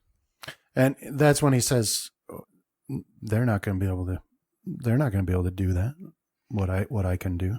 Well, I know they can't do the, speaking in game terms now, I know they can't do the sneak attack, but the critical still work? No. That was my thought. No, they're not going to be able to do any damage to it like that. Just you. Just because of me. Well, forget about it, And Casimir. you don't even appreciate me. I do, but I'm not going to go around just saying it all His day long. voice sort of fades as he grumbles, like he's moving away, Right. But then he goes silent. You can feel some petulant, anger coming from him. Graham, with his wisdom increase, is now able to recognize Casimir's "I'm ignoring this" Yeah. face. Just pretend it's all right. So, Casimir, when you look at the back, you can see that there was obviously previously plates in place that would have obstructed Yeah. those. If this thing had not already been damaged, Right. you don't think you'd have been able to even. I mean, maybe depending on how it moves, because they're designed to make it able to move. But yeah, you're looking at it and you're like, no, in normal circumstances, there'd be no way to even see those choice parts inside there. Yeah, so it appears that it was obviously damaged based on how it was acting. But Fenrith, you do detect magic Um, clearly, just like you would if it were a golem. can I try to push Graham to make a disable device check as a knowledge? To do what? Pry one of those crystals out or something? Mainly maybe I'll take one of the crystals, but also weaknesses or how it's constructed, perhaps, because you're going to be able to discern how to take it apart. Right. If it's actual, machinery. Not that you can do that to a creature, but when it's active. But So once I get up closer, is the metal that it's made of the same that Casimir's trident is made of? Yeah, you see a lot of it. There's also other metals. Gonna make arrowheads? That's what I'm hoping. do we have anyone with the knowledge on how to work adamantine? Dwarves? We have a lot of dwarves in our That is our village true. right now that had already mentioned that that's what they do. Have them So scrap it. We'll We're keep the pressed for crystals. time. Yeah. All right, so Graham, Yeah, I guess I'm trying to get one of these crystals. Now Yeah. it sounds like a bad idea all of a sudden. no, I'll make the roll for you. Okay. Yeah, but I'll be like, and it appears that those crystals that we found in the Dwarven continent, power, perhaps? What do you think, Graham? And that'll be my getting him in there, start rooting around. I'll politely wait till after he's done with his conversation with Bloodtooth, though. You're like, he's behaving oddly. Oh, never mind. There he is. I might be able to figure out. Yeah, I think you identified the book for me. Yeah. So, Oh, no, anyway. no. I was talking about Bloodtooth. Oh. I might have knowledge on sentient weapons. No luck. No. So, I mean, you're looking at it, and you're not. I mean, no, you're not able to determine enough about how it's put together To just to break it. decide how to take it apart. Besides, a pry bar and Yeah. an elephant. That's It's in there pretty good, Casimir. But you do know, from like your training and stuff, like, there's golems everybody knows about. There's also clockwork machines that like the old couple makes. This really reminds you of some of the stuff they make, like really, because you see all sorts of like gears and gizmos and widgets in there. And so, like from your training that with that particular skill, there is a way, if you get good enough, to be able to sabotage creations like this. But just looking at it, it's beyond you right now. Gonna need to kill more of them. All right. We're wasting daylight. We need to get to those mines. I say we mount the rocks, have one of them pick this up if they're able to, which they might be. I think should be able to. Yeah. And we carry this into town. Let Nazus know that he may need to stay in town rather than go hunting the vampires in order to protect it from. Mudsway says some of these have a way of exploding after they're destroyed. I figured as much. I was worried about such. And I don't know which ones do and which don't. And I don't know, but I know that there have been stories of some of the Emperor's contraptions exploding when they're destroyed, killing everybody around them. Then we'll fling it into the ocean instead. Fenrith, break it apart while you're still giant. That might trigger it. That's why the rest of us will move back to the dwarfs. Just let them know it'll explode. Yeah, the dwarves might not care. They probably enjoy it. I care about if they're going to be dismantling it in the middle of town. Right. So I just won't do it in the middle of town. Yeah, we could send them here. Just tell them to. Well, come I mean, here. depending on how big the explosion is, this is pretty safe place to do it. Your yard is pretty large, so. Well, how big do those stories say, Mudsway? Well, smaller ones will, take out everybody standing around it, and bigger ones take out a building. Right. Although if this is going to explode, I'm going to go put my armor on first. Very well. Who wants to fly by the village and... They can drop it off. Well, not drop it off, just inform the dwarves. Yeah. Yeah, so Mudsway says, he starts talking, and he says that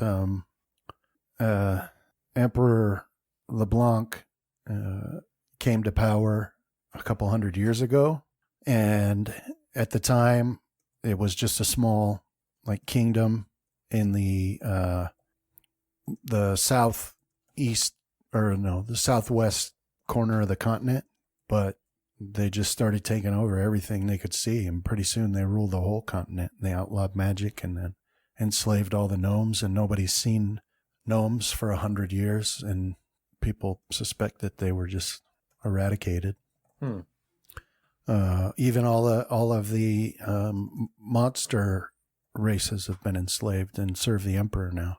He has whole armies of orcs wearing crisp, well-pressed military uniforms and behaving properly, as he would put it. But he rules with an iron fist. Generally, people aren't allowed to leave the town that they live in without permission. There's no travel allowed. And what of you and the people who you sailed with? Obviously, you're criminals. Mm-hmm. We just kept one step ahead by being expert sailors, but then they built the airships and we couldn't get away from them, and finally we decided we had to leave. Airships? Yeah, they're massive. They're massive ships. They fly through the air. We got some sort of crystals that draw power, what they say, from the sun. I mean, some of us suspect they're magical in nature, but they say it's all science. They say it's all steam engines and chemical something or other. I don't know. I don't understand it, but they rule with an iron fist. There's no freedom left in my lands, and we decided to leave. We were taken by that storm. Do these have any way of reporting back to him? Or can he scry? Well, you wouldn't know on the magical sense, I guess, but...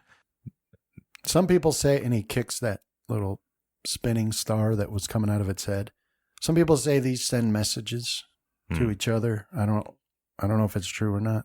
Fenrith, you should cut it off just in case. Well, it's not spinning now. It most likely already sent whatever it did, if that was what it is for, Rohan. Yeah, but still, we don't know much about this thing. I think rendering it as harmless as we can, dismantling its weapons just in case it is playing dead of some sort. Perhaps. It's quite obvious that there are magical users amongst that king's court if the king himself is not a extremely powerful magician to have lived hundreds of years. He most likely is scrying or can scry upon this object at any point. So if a report was sent, it's already the cat's out of the bag.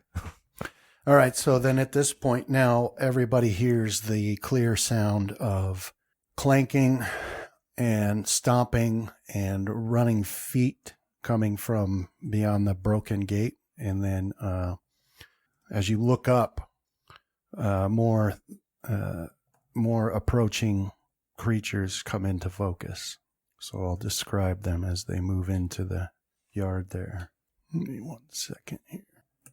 All right, so these ones are not large. They're just medium-sized. I mean, they're bigger than you, but they're, these ones are, you can see them. They're humanoid as well as they come stomping in. You can see cogs and gears visible in the gaps of their armor, and they're carrying pole arms, and they're standing upright, and they're marching very sharply in a line, and they come assemble in.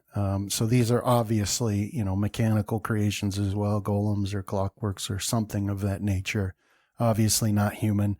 They're designed to look fearsome. They have, helmets with the some glow coming from the eye slit, and they're carrying these long, very well fashioned pole arms. Let me get them on here. Okay. All right. So you can see them come marching in, and they seem to speak with one voice, and they say, an assault on the Emperor's soldiers is the same as an assault on the Emperor himself. You will be eradicated. Do not resist. Emperor LeBlanc rules these lands. And they've got their pole arms, and they're marching towards you. And behind them, you can see, and this is quite a surprise to you, but you see behind them more creatures approaching, but these ones look a bit more familiar, if a little out of place. All right. So these ones, let me get you the description here. These are goblins. They're similar in appearance to other goblins you've seen, but these are nonetheless markedly different. That retains the hideous and evil appearance. But whereas most goblins dress in rags or poorly cured leathers or stolen pieces of armor, these creatures are dressed in a well-fitting, strikingly clean military uniform. Black boots and metal helm are polished to a shine, and they wear a bright red coat over their armor. These ones have 2 black bandoliers filled with vials crisscrossing their chest, and a large black canvas pack hanging from their back. An assortment of pouches adorn their belts, along with a short sword, and they all have a single dark wooden pin on their collar, which seems to serve as an insignia of rank or some sort. Now, even on the move, as they march in, they stand tall and march in, they straight in a show of discipline that nobody familiar with goblins would have ever thought possible. So they come in, they're holding slings in their hands, oddly oversized slings, as they come stomping into the courtyard behind these automatons. So Here we are, grouped up for splash damage. I'm gonna give a little holy symbol and remember our dearly departed friend Narg. Yeah, so they come in, and that would put us at Fenrith. Actually, it would have been on your turn. So that's what you see, Fenrith. They come marching in. All right.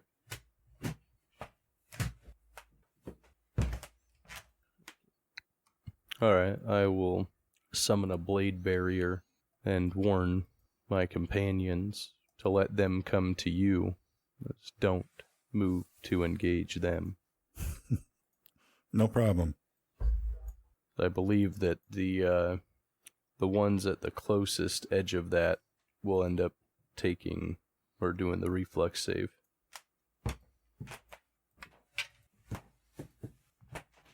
All right, so where is the barrier? You're doing a circle? Yeah. Okay, so we'll do this one. And what's the reflex save? I can target. It's a 20, but I can target if you want. So you would get, the ones, All right, so you cast this spell and this barrier blade springs up around them, slices a couple of the goblins apart right away. And anything else for your turn? No. Just reiterate my warning of don't go in to engage them. Let them come to you. All right. Okay. So, this blade barrier springs up and, whirling blades, and you can hear the sound of it slicing through those goblins. And these clockwork soldiers just march forward as if they don't care. Did we go with that the blade barrier's invisible? Is that why he had to warn us? That's what he's, Okay. Yeah. I like that so much more. Do you want me to roll that one, Brandon? Yep. You'll get all of them, all these 1 through 5, and all of them. You'll target all of them with it.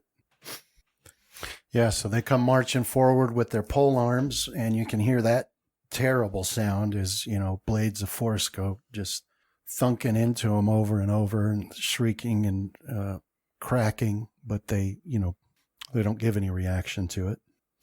So then they just start stabbing those nearby with these pole arms that they have. Let's see. So Graham, this one will do a stab at you with this halberd.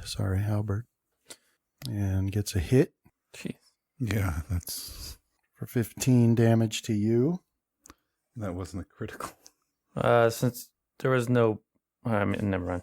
If they're rolling 40, it doesn't matter. Yeah, I don't think they can miss me. Well, he got a 19. Well, if this wasn't a new combat, then I guess technically I still would have had my fighting defensively bonus on. Would it have? No, Okay. not in that one. That's why I said it didn't matter. All right.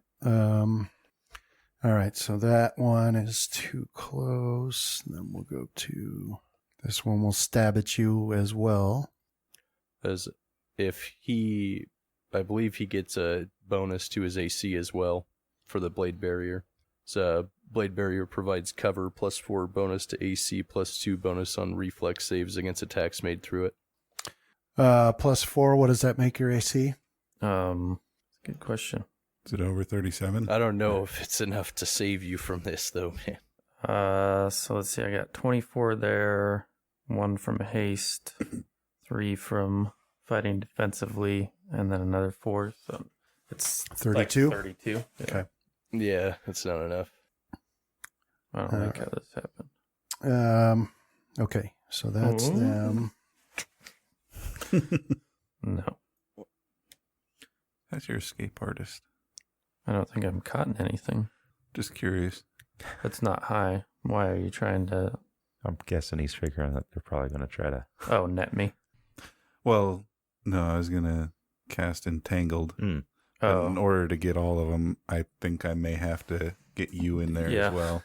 Well, At I least think on the edge. I'll go before you go, right? Because if we started with Fenrith, I'm not going to stay there What? and hold You're the not gonna line. tank?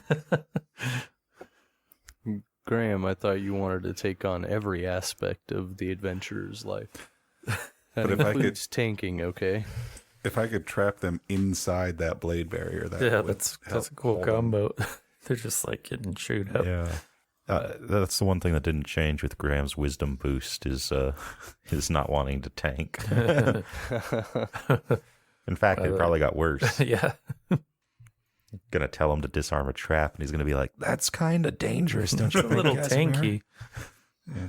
But now I stand 5 feet away and off to the side when I disarm traps because I got those long spoons. They're on a lot, and then it goes out at a 90-degree angle, and I have like a mirror. First you wait so I to can see actually if be I like- take the 5-foot step back away from you. Okay. Time to bust out the spoons. All right. So one of these goblins comes up swinging that or whirling that sling and flings something at you, Fenrith. Let me make sure I got it. Mhm.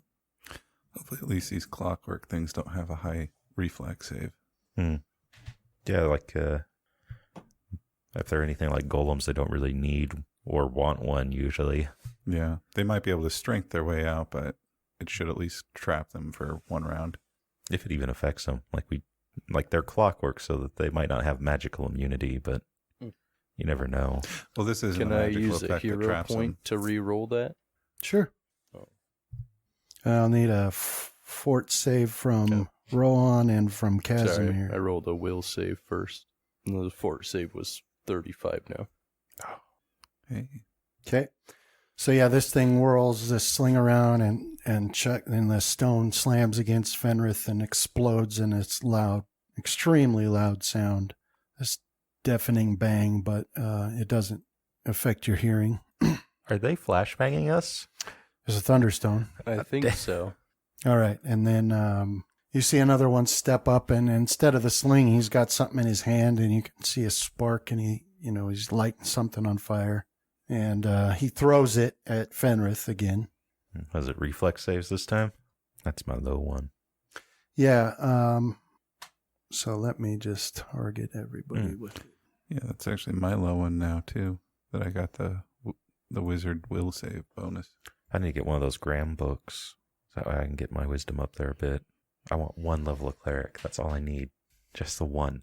Yeah. So he throws this thing at you, and it lands at your feet. And let's see. Casimir fails his save, and Fenrith and Rohan are successful. Yay, no damage. No. And then Oh, it so you got evasion? explodes. Nice. Yep. So he basically threw a bomb at you, and I shouldn't have taken that damage if it was a reflex save. that's true. Yeah, you shouldn't have. But you did. But I did.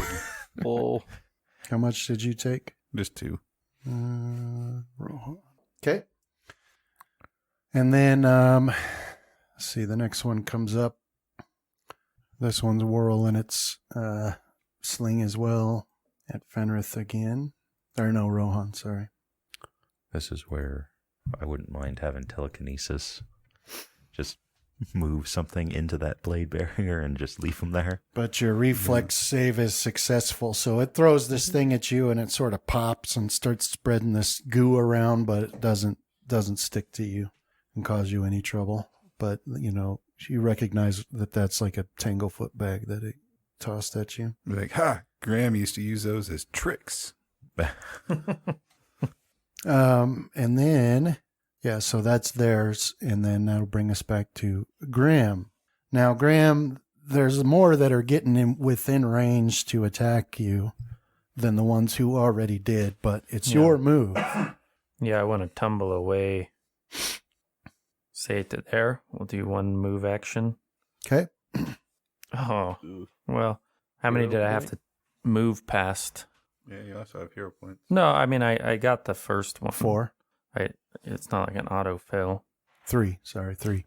Just trying to, so Dang. that's against a Jeez, 16, or is it +2? Let me look. Well, it still would have made it, right? Yeah, I'm just, For your next for the one. other one. Yeah.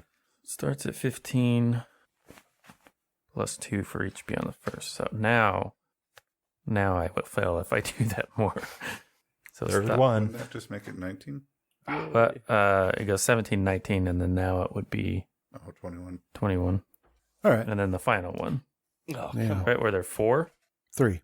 3. Yeah, so you're good. Okay. You rolled 3 1s Yeah. Almost in out a of row. 4. That's Okay. So you go tumbling away, Created Call of Cthulhu. back flipping and sliding, and you get away from them. Anything else for you? Yeah, Tim? I'll end up there. I'll put, I'll make Bloodtooth 1, and I suppose that will be the end. Okay. of everything. And Rohan, that'll bring us to you. It's like this here Okay. wants to get close to I'm each other. going to move back away from them, and then I'm going to cast Entangle. So let's see. So the aerial cover will be right about. Does fire burn that away? Yep. Okay. Yeah. Oh. So not quite. I wish you could move pointers once you've. You can. Yeah, you can. You get the You pointer to can, the center of right it in the middle. and grab There's that a little white dot. square. Gotta find the middle. Yeah. Sometimes it'll show you There where it it is. If you, Okay. there you go. we go. So yeah, I kind of want to put it in this area. Let's go like that. So yeah, I guess I'll have to target them all, and then cast Entangled. Why did it do that? Because there's a save on that, isn't there? Yeah. Okay. Yeah, so weeds and grasses and whatnot thorns sprout from the ground and start wrapping themselves around these things here. Yeah, and any of the ones that fail can't move without making a DC 20 strength check or a DC 20 escape artist check. The ones that are successful can only move half movement speed. Okay. It looks to you like every single one of them have been entangled. Good. Anything else for your turn? Nope, that's my turn. It's always nice when I get a chance to do something other than just shoot my bow. All right, so Casimir, here's what happens on your turn. So these things are like getting all wrapped up with vines and thorns and stuff, and they're struggling against it, but they're all stuck. So what's your move? I'm probably going to move up and, you can't do anything if you're on full defense, right? Just A move action. move action? Okay. Yeah. No, it's like that's Rohan. I guess I'm already actually close enough. I was targeting Rohan. So I will just go full defense. What was that, +2? Oh, I forget. I think it's 4. Full total defense is 4. All right. Okay. And that'll be my turn. Fenrith, your turn. So, which ones is this blade barrier going to go off of? Well, all the ones that are at the edge of it, pretty much all. Would it Yep. be 3 and 6 as well? Yeah. All right. So these blade barriers again go chopping through, and you can see bits of metal and wood go flying off in every direction. And then they start exploding. Oh. And Fenrith, you're at the outside edge, so they don't do any damage to you, but you can tell by their radius, some of those, you're at the very edge of the explosion. But they start just those blowing up. goblins live, then I'll cast Flame Strike. But if they don't, I'm okay. We could take them prisoner. Well, we'll see if they even live first. Yeah, but they might have valuable info. Worst comes worst. It's been a while since we tortured something We've never tortured anything. that you know of. Okay. All Yeah, praise the church. The goblins are still alive. Did you want to do something else? Oh, so torture or Flame Strike? Not torture, imprisonment. Yeah, that's what I said. Yeah. I guess we're gonna take them prisoner. So I don't speak Goblin, but I'll tell them to lay down their arms, or I'll burn them to a crisp. Okay. Can I translate as a free action? Sure. Anything else for your turn, Fenrith? Just delay my action, or Okay. a partial action, I guess, to cast a spell. All right. All right. So, Ron, you translate into Goblin, and then, they're all standing there struggling against these vines. But they don't say anything back. And let's see. That one, it's a DC 20 strength. Mm-hmm. Okay. Although, anyway they go, they're gonna have to run through the blade barrier. So Yeah. All right. maybe just So you wait can- and see what they do. You see them all struggling, trying to break free, but they can't. And then they snatch something out of their bandolier and drink it. You're not sure what it is, but That takes care of our problem, I guess. it's at this point then you see a shadow go across the sun, and you look up into the sky and you hear that blaring alarm sound once again that earlier one was making. And as you look up, you see an enormous ship gliding through the sky, about 100 feet up, and just above the water out towards the beach. And you see it floating in generally a easterly direction, as if it's following the coastline. And you hear that alarm coming from it, and then a loud booming voice that once again sounds mechanical, but saying these lands are under the rule of, blah, blah, blah, just like that other one was, Emperor LeBlanc. Surrender, and you will not be harmed. Magic is illegal. All violators will be eradicated. Present yourselves on the beach. Bow to your emperor. This is why we get just hammered so bad on our first encounters, because I'm all ready to go for ghosts, Justin. Mm-hmm. Then you had to go and pull the dang emperor. Yeah. Why are you pulling emperors, yo? Isn't that what you guys wanted me to pull? We need some XP, Rohan. Yeah. Pulling. Hey, it wasn't me. He tagged on to Shorevine as he ran past. Thought we were doing ghost patrol. Perhaps, though. So this thing is enormous, bigger than any ship you've ever seen. It's shaped just like a ship, as if it is meant to be in the water, as far as like the undersides of it. And off to on the side of it that you have vision of, the port side, you can see multiple strange steel tubes sticking out doors on the side of it. This one, it has propellers sticking off the back and the sides of it, but it's also held aloft by this enormous balloon that's strapped to the ship itself with cables. But that's what this looks like. It is, what is that? That would be maybe about 100 feet long. And it's blotting out the sun right now. And it's too high to see any people on it, but there is that voice coming from it. And that's where we'll have to stop for today. And we'll pick it up there next time. All right. Yeah. Thanks, Thank man. you, Brandon. Yeah, man. Thank you. Yeah, Thank you, Brandon. Looks like you bet. Mudsway might not need to build that boat. Might Yeah. be able to commandeer an he'll be emperor going ship. home in style. Oh, we're gonna.